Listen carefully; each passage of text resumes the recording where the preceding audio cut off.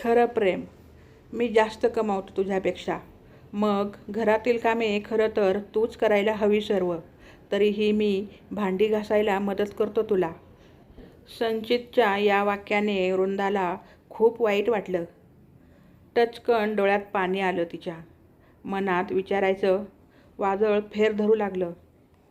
घर दोघांचे आहे, मग घरातील कामेही दोघांची आहेत.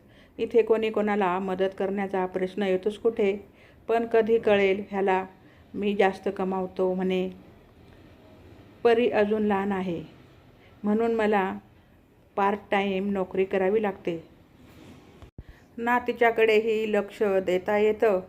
हे असं हल्ली नेहमी बोलतो हा, म्हणून फुल टाईम नोकरी शोधायची ठरवलं मी. पण मध्येच हा लॉकडाऊन आला आणि सगळं प्लॅनिंग बोंबललं. पण संचित इतका कसा बदलला? लग्न ठरताना मी जेव्हा त्याला पहिल्यांदा भेटले तेव्हाच सांगितलं होतं की मला माहेरी आर्थिक मदत करावी लागेल दरमहा, जोपर्यंत तिसऱ्या बहिणीचं शिक्षण पूर्ण होत नाही. तेव्हा किती समजून घेतलं त्याने सगळं. मी स्वतःला खूप नशीबवान समजत होते की इतका समजूतदार नवरा मिळाला मला. अजूनही मी आर्थिक मदत करते माहेरी, त्याबद्दल तो मला रोखत नाही.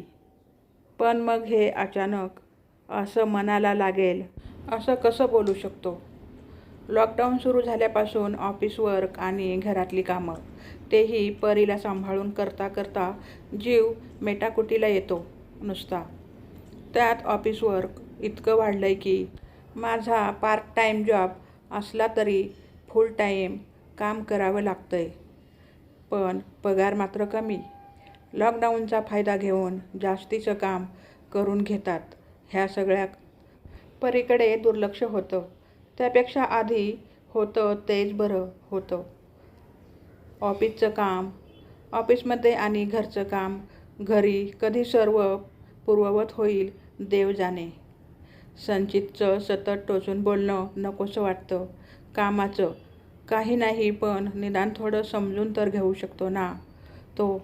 माझी रोजची होत असलेली तारेवरची कसरत बघूनही कुरकुर चालूच असते ह्याची. खरं तर वृंदा आजपर्यंत नेहमी स्वाभिमानाने जगली. शिक्षण पूर्ण झाल्यापासून कामाला जुंपली. उसंत अशी कधी नाहीच.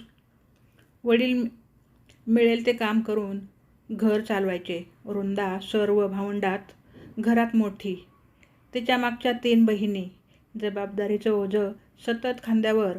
अभ्यासात खूप हुशार ती. आणि तिच्या बहिणीही. घरची गरिबी बघून तिने लहानपणीच ठरलेलं की खूप शिकायचं आणि परिस्थिती बदलून दाखवायची. मी मुलगी असले म्हणून काय झालं? आकाशात भरारी मीही मारू शकते. आईवडिलांना लोक बोलायचे, अरे मुलगा नाही तुम्हाला, सर्व मुलीच. सनक जायची डोक्यात तिच्या. हे ऐकून पण मोठ्यांचा आदर ठेवावा ही शिकवण लहानपणापासून. त्यामुळे कधी कोणाला उलटून बोललीच नाही. खरं तर तिचा स्वभावच तो सहन करण्याचा. आईवडिलांच्या वागण्याचं आश्चर्य वाटायचं की तेही बोलायचे. नशिबात नाही मुलगा. आमच्या सर्व मुलीच. खूप राग यायचा तिला. दिवसागणिक तिची जिद्द वाढत चाललेली. तिने इंजिनियर व्हायचं ठरवलं होतं. 10वीत चांगले मार्क्स मिळाले आणि तिने इंजिनिअरिंग डिप्लोमाला ॲडमिशन घेतलं. घरची परिस्थिती हालाकीची असली तरी तिच्या आईवडिलांनी तिला काहीही करून शिकवायचंच ठरवलं होतं. तसंही त्यांना खूप अभिमान वाटायचा आपल्या मुली हुशार असल्याचा. वृंदाला शिकताना खूप अडचणी आल्या. पुस्तके विकत घ्यायला महाग पडत म्हणून ती मित्रमैत्रिणींकडून पुस्तके घेऊन नोट्स काढून वाचत असे. पण ह्यात खूप वेळ जात असे. नंतर तिला अभ्यासाचा कंटाळा येत असे. इतरांसारखं आपणही धम्माल करावी असं वाटू लागलं. नाही म्हणायला तिचाही एक ग्रुप तयार झालाच होता. हळूहळू ती नकळत अभ्यास कमी आणि मैत्रिणींसोबत टाईमपास जास्त करू लागली. त्यांच्यासोबत वृंदाला मन मोकळं जगता येत होतं. थोडा वेळ का होईना घरच्या परिस्थितीचं मनावरचं ओझं बाजूला व्हायचं, पण नकळत तिचं मन सतत तुलना करायचं. इतरांशी सर्वांसारखं आपण पैसे हौसमौस करण्यासाठी का वापरू शकत नाही असं वाटायचं. कॉलेज संपल्यावर संध्याकाळी सपाटून भूक लागायची, पण पैसे कमी असल्याने काहीही न खाता 2 तासांचा प्रवास करून ती धावपळत घरी यायची. अशी ही वृंदा कळत नकळत परिस्थितीला दोष देऊ लागली होती. तिच्या दोन्ही मैत्रिणींची प्रेम प्रकरणं एव्हाना सुरू झालेली, पण वृंदाला नेहमी असं वाटायचं की तिला तिचं खरं प्रेम मिळेल. नक्कीच घाई काय आहे, तिला समजून घेणारा, तिची काळजी घेणारा, खरं प्रेम करणारा कोणीतरी असेलच. ती दिसायला खूप सुंदर नसली तरी नाकीडोळी नीटस काही मुले तिच्या मागे होती, पण हिला त्यापैकी कोणी कधी आवडलाच नाही. तिच्या वर्गात एक मुलगा होता, वेड्यासारखा प्रेम करायचा वृंदावर, पण वृंदाला तो कधी आवडलाच नाही.